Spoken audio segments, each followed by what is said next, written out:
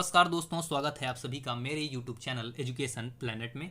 दोस्तों, जैसा कि आप सभी लोग जानते हैं, मैंने आप लोगों को पिछली वीडियो में बताया था कि मध्य प्रदेश शासन स्कूल शिक्षा विभाग द्वारा प्राथमिक शिक्षक के लिए पात्रता परीक्षा, जिसका नाम वर्ग 3 भी है, में पर्यावरण का सेक्शन पढ़ना कहाँ से है। और आज हम अपनी शुरुआत MP बोर्ड की कक्षा 3 की बुक के पर्यावरण सेक्शन से कर रहे हैं। दोस्तों, आपके स्क्रीन के ऊपर कक्षा 3 की पर्यावरण की बुक दिख रही होगी।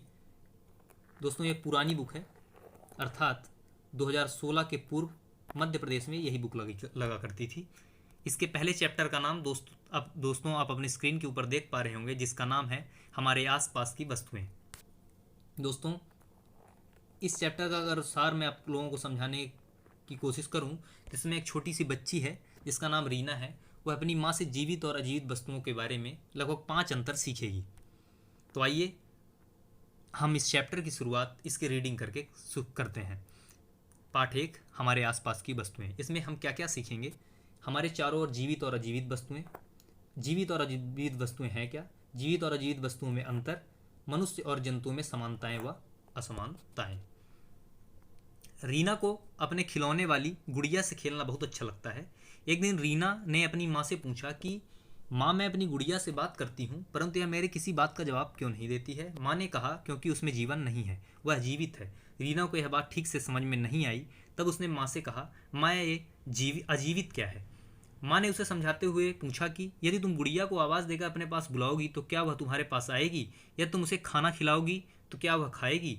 रीना ने कहा, नहीं माँ बेटा, जब तुम अपने पालतू कुत्ते को आवाज़ देती हो तो वह दौड़ कर तुम्हारे पास आ जाता है, और जो खाना देती हो तो उसे खा लेता है।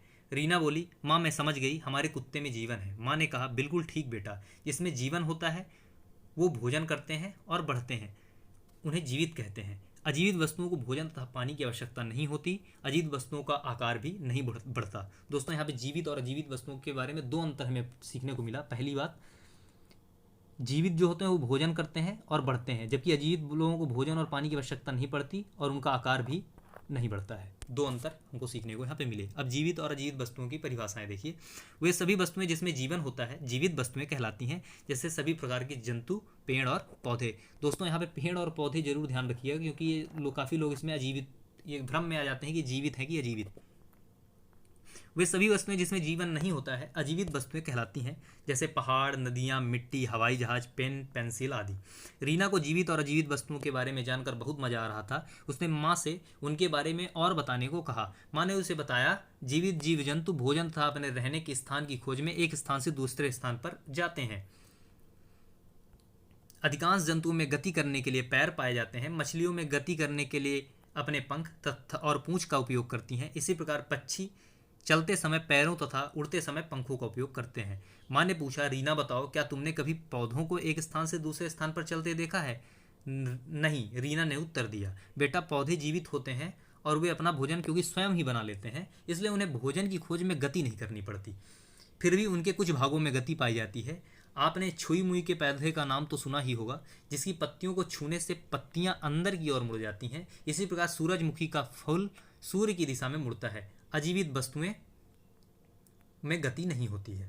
ये तीसरा अंतर है दोस्तों। पहला अंतर जीवित वस्तुओं और अजीवित वस्तुओं में क्या था कि जीवित वस्तुएं को भोजन और पानी की आवश्यकता पड़ती है, वो आकार में बढ़ते हैं, जबकि अजीवित वस्तुओं में सेम उल्टा था।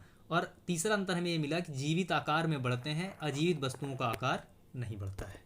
आगे देखते हैं दोस्तों। इतना समझाने के बाद रीना की माँ ने रीना से कहा कि अपने चारों ओर की कुछ वस्तुओं में से कुछ जीवित हैं और कुछ अजीवित। तुम इन वस्तुओं की एक सूची बनाओ। ठीक है, यहाँ पे एक सूची बनाने के लिए उसकी माँ ने उसे दिया, और ये आप अपनी पाठशाला तथा अपना आसपास मिलने वाली जीवित एवं अजीवित वस्तुओं की एक सूची तैयार करके तालिका में लिखिए। छोटे बच्चों का कार्य है, आप इसको स्किप कर सकते हैं। रीना ने अपनी जीवित और अजीवित वस्तुओं की सूची बनाकर माँ को दिखाई। माँ बहुत खुश हुई और रीना को शाबाशी देते हुए बोली, आओ रीना, अब मैं तुम्हें जीवित के कुछ और गुण बताती हूँ। जरा अपने हाथ से नाक को बंद करो। रीना ने थोड़ी देर बाद ही नाक से हाथ हटा लिया और माँ से कहा कि नाक बंद करने से मुझे घबराहट होती है। तब माँ ने रीना को बताया कि सभी जीवित सांस लेते हैं। ये चौथा डिफरेंस हो गया दोस्तों। पेड़ पौधे भी सांस लेते हैं। पेड़ पौधों की पत्तियों में छोटे मोटे छिद्र स्टोमेटा होते हैं। ये वेरी इंपॉर्टेंट है दोस्तों, जिसके द्वारा वे सांस लेते हैं। पेड़ पौधे जो होते हैं, जो छोटे छोटे छिद्र होते हैं, जिन्हें हम स्टोमेटा के नाम से जानते हैं, वो ये रहा स्टोमेटा के नाम से जानते हैं, वो उनके माध्यम से सांस लेने की प्रक्रिया पूर्ण करते हैं। ये चौथा डिफरेंस था दोस्तों कि जीवित सांस लेते हैं, अजीवित वस्तुएं सांस नहीं लेती हैं।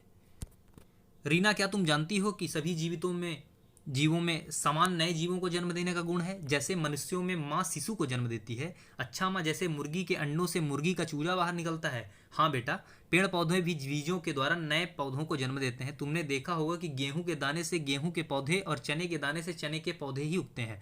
माँ ने रीना से कहा, इसी प्रकार अन्य जीवों के नाम बताओ जो अपने समान जीवों को जन्म देते हैं। ये पांचवा डिफरेंस और लास्ट डिफरेंस था दोस्तों कि जीवित जीव जंतु अपने समान नए जीवों को जन्म देते हैं, जबकि अजीवित वस्तुएं नए जीवों को जन्म नहीं देती हैं। जैसे यहाँ पे दिखाया गया है, मुर्गी जो है चूजे को जन्म दे रही है, और यहाँ पे पेड़ पौधे अपने समान ही पेड़ पौधे का उत्पादन करते हैं। रीना की माँ ने कहा, बेटा अब तुम जीवित और के कुछ विशेष गुणों को समझ गई हो। इन गुणों के आधार पर जीवित व अजीवित वस्तु में कोई 5 अंतर लिखकर बताओ। माँ ने रीना को बताया कि मनुष्य और जंतुओं में कुछ गुण तो एक समान होते हैं, परंतु कुछ गुण एक दूसरे से अलग होते हैं। आइए इन्हें जानें। अब देखिए दोस्तों, जीवित वस्तुओं में भी मनुष्य और जंतुओं में सारे गुण एक समान नहीं होते। कुछ गुण समान तो कुछ गुण असमान होते हैं। अब उनके बारे में बताया जाएगा। जीवित वस्तुओं के देखिए गुण देखिए, भोजन तथा पानी की आवश्यकता होती है, आकार में बढ़ते हैं, गति होती है, सांस लेते हैं और अपने समान जीवों को जन्म देते हैं। 5 अंतर हम पीछे ही पढ़ चुके हैं। नीचे दी गई तालिका में आप भी जीवित अजीवित वस्तुओं में 5 अंतर लिखिए। ये छोटे बच्चों का कार्य है, आप पहले पढ़ चुके हैं, आप चाहे तो स्किप कर सकते हैं। मनुष्य और जंतुओं के समान गुण। अब पहले मैंने बताया था आपको कि जीवित लोगों में भी 2 प्रकार की चीज़ें होती हैं। कुछ चीज़ें उनमें समान होती हैं, कुछ असमान होती हैं। जीवित और अजीवित में 5 अंतर तो हम पढ़ लिए, लेकिन अब जीवित में भी कुछ समान गुण, जीवितों में भी कुछ चीज़ें समान होती हैं, कुछ असमान होती हैं, उनको हम पढ़ेंगे। देखिए, मनुष्य और जंतु के समान गुण, दोनों जीवित होते हैं, ठीक है, दोनों जीवित रहने के लिए सांस लेते हैं, समान है, दोनों कार्य करने के लिए, शरीर वृद्धि के लिए भोजन की आवश्यकता होती है, ठीक है, दोनों गति करते हैं, अर्थात एक स्थान से दूसरे स्थान तक जा सकते हैं, ठीक है, दोनों ठंड गर्मी आदि का अनुभव करते हैं, ठीक है, अपने समान जीवों को जन्म देते हैं, ठीक है। ये सेम वही पीछे जैसा ही रहा। असमान गुण देखते हैं दोस्तों। मनुष्यों में गति करने के लिए 2 पैर होते हैं, जंतुओं में गति करने के लिए अलग अलग अंग पाए जाते हैं। जैसे जानवरों में 4 पैर, कीट पतंगों में 4 से अधिक पैर, पक्षियों में पंख पैर, मछलियों में तैरने के लिए पंख होते हैं। मनुष्य रहने के लिए मकान बनाते हैं, जंतु गुफा, बिल, घोंसले या पेड़ पौधों पर रहते हैं। मनुष्य अपना भोजन पकाकर खाते हैं, जंतु बिना पका भोजन करते हैं। मनुष्य कपड़े पहनते हैं, जंतु कपड़े नहीं पहनते हैं। इस तरह से दोस्तों ये अध्याय समाप्त होता है। हमने ये पहला चैप्टर कंप्लीट कर लिया है। ये क्रस्ट है, क्या क्या हमने सीखा है। आप चाहे तो मैं वीडियो को पॉज कर दे रहा हूँ, आप देख सकते हैं एक बार, आप पहले ही इसको पढ़ चुके हैं। इसके बाद अभ्यास जो कि हमारे काम का नहीं है, ये छोटे बच्चों के लिए है, कुछ प्रमुख क्वेश्चन आंसर हैं। आपको ये PDF हमारे टेलीग्राम चैनल पर अपलोड कर दिया जाएगा, आप वहाँ से ये इन उत्तरों को भी देख सकते हैं। दोस्तों, अगर आपको छोटी सी मेहनत अच्छी लगी हो तो कृपया चैनल को सब्सक्राइब, वीडियो को लाइक और शेयर करना ना भूलें। धन्यवाद।